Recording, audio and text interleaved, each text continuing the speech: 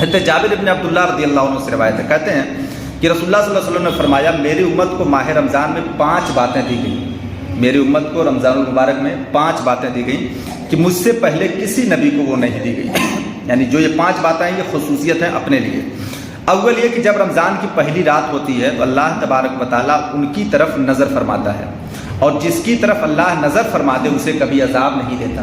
سبحان اللہ۔ پہلی رات جب رمضان المبارک آتا ہے تو پہلی رات میں اللہ تبارک و تعالیٰ ہم سب پہ کرم کا نظر فرماتا ہے، اور جس پر نظر فرما دے کرم کا پھر اسے عذاب نہیں دیتا۔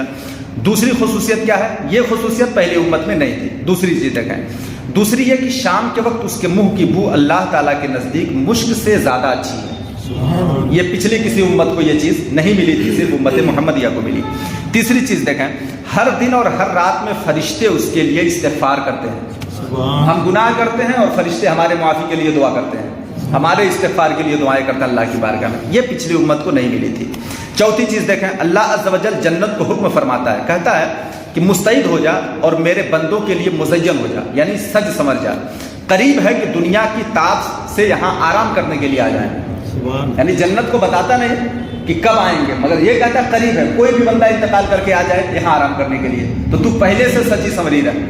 یہ چیز پہلے امت کو نہیں ملی تھی، اس امت کو یہ چیز میسر آئی۔ پانچویں چیز دیکھیں، جب آخری رات ہوتی ہے تو ان سب کی مغفرت فرما دیتا ہے، یعنی جتنے لوگ ہوتے ہیں سب کی مغفرت فرما دیتا ہے۔ اب یہاں ایک صحابی کا سوال، ایک صحابی عرض کرتے ہیں یا رسول اللہ کیا وہ مغفرت والی رات شب قدر ہے؟